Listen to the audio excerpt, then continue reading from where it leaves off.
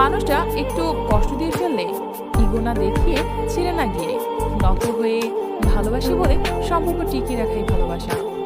তাই খুব বেশি ইগোরিস্ট মানুষদের প্রেম বেশি দিন টেকে না। খুব বেশি চালাক মানুষের সাথে সম্পর্ক টেকে না। ভালোবাসলে বোকাশোকা হতে হয়, অনেক বড় বড় দোষ দেখেও বোকার মতো না দেখার ভান করতে হয়, না হলে